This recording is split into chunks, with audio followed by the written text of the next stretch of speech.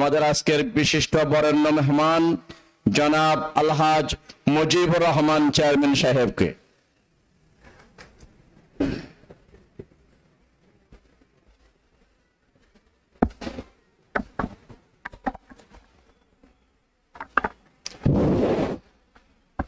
বিসমিল্লাহির রহমানির রহিম।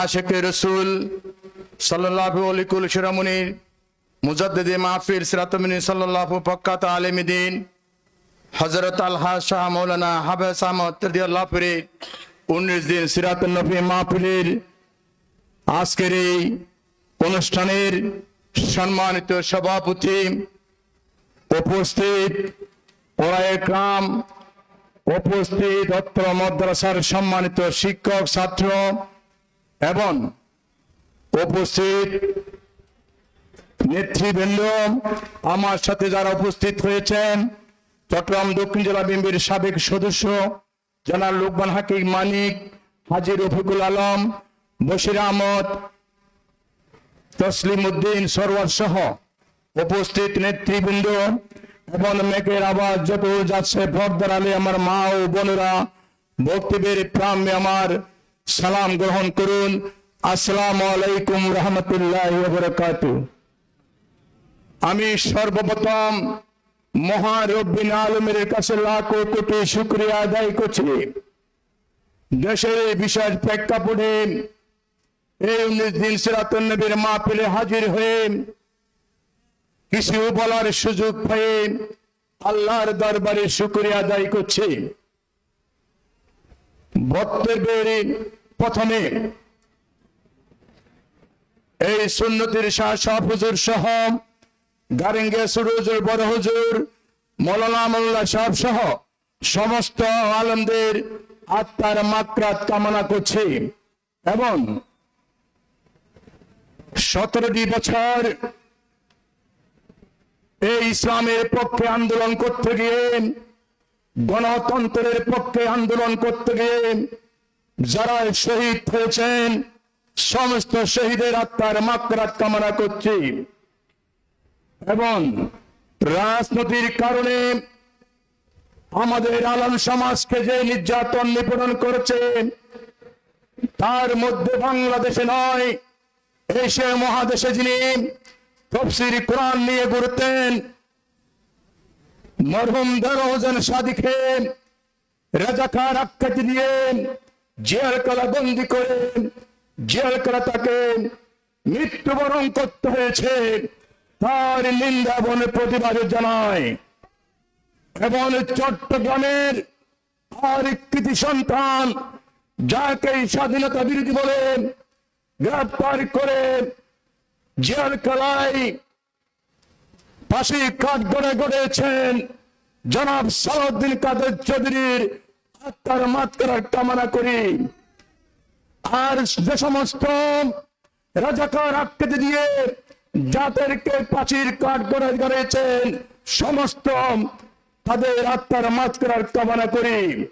সংগ্রামী সাথী বন্ধু আমার, আপনারা জানেন দীর্ঘ 17টি বছর আমরা হাসিনা বিরোধী আন্দোলন করেছিলাম।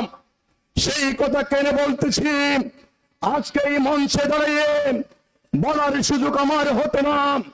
আমি 17টি বছর এই তাফসীর মাহফিলে আসার সুযোগ কই নাই, কেননা আমরা যখন আমাদের বিরুদ্ধে আজকে অনেক মামলা দিয়েছে, আপনারা জানেন 2014 সালের ওই অবৈধ এমপি নদভী সাহেব আমাদেরকে মিথ্যা মামলা দিয়ে আজকে আলেম সমাজকে সমস্ত আলেমকে মিথ্যা মামলা দিয়েছিল।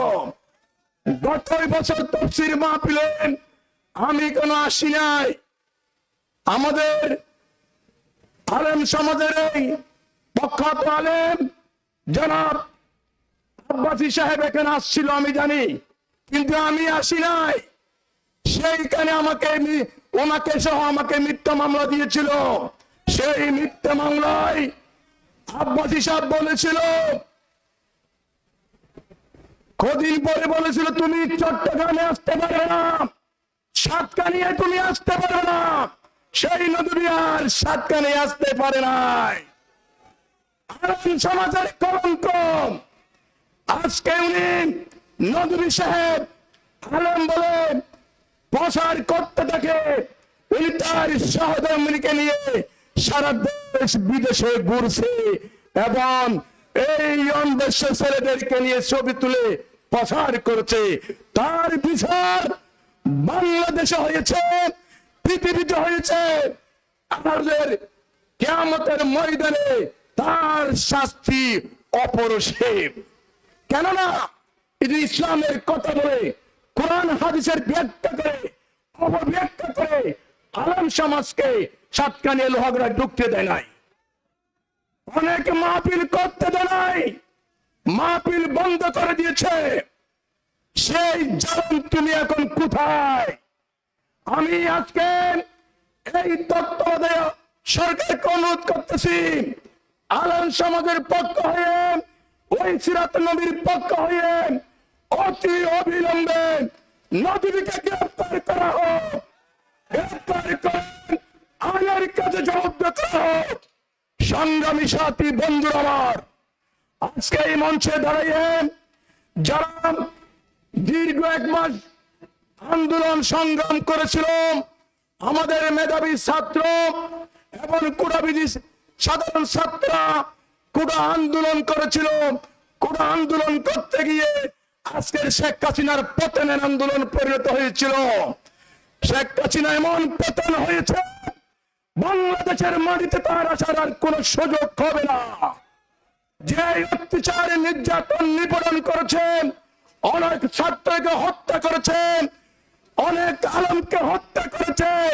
বাংলাদেশের আরেকটি আলেম মাওলানা মামুনুল হককে যিনি গ্রেফতার করে জেলখানা যেভাবে নির্যাতন করছে, সেই নির্যাতনের বিচার বাংলাদেশের মাটিতে হবে ইনশাআল্লাহ। এই সাতকানি লোহাগড়ার মাটি ইসলামের গতি, এই সাতকানি লোহাগড়ার মাটি জাতীয়তাবাদী সত্যির গাঠি।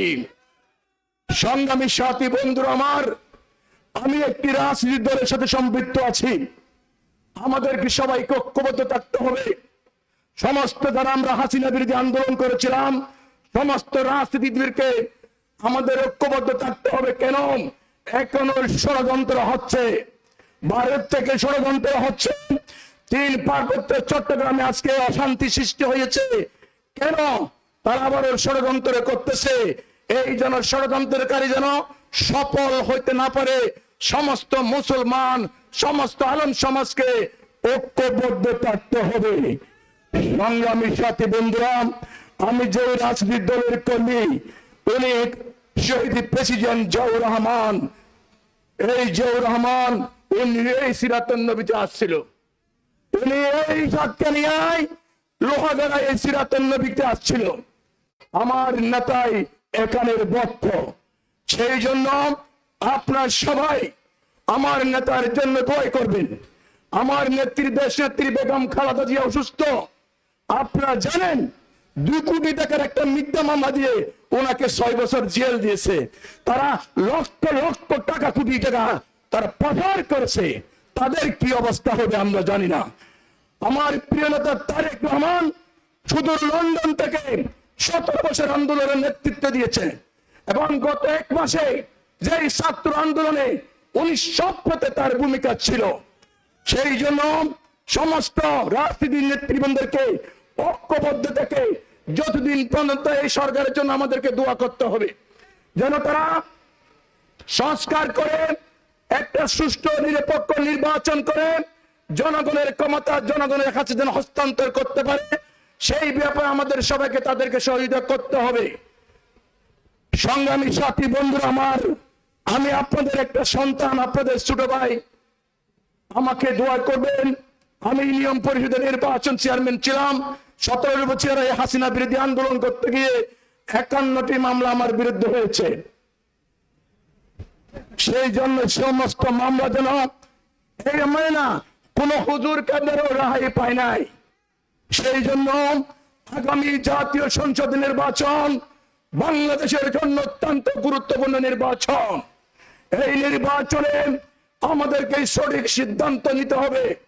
কেননা বাংলাদেশের জন্য কোন জালেম আর কোন বাংলাদেশের মাটিতে প্রতিষ্ঠিত না হয়, সেই ব্যাপারে আপনাদেরকে সতর্ক থাকতে হবে।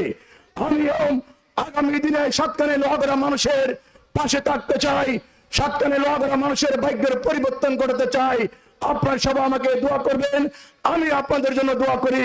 সবাইকে এই শহীদের জন্য দোয়া করার আহ্বান জানিয়ে আমার সংক্ষিপ্ত বক্তব্য এখানে শেষ করছি।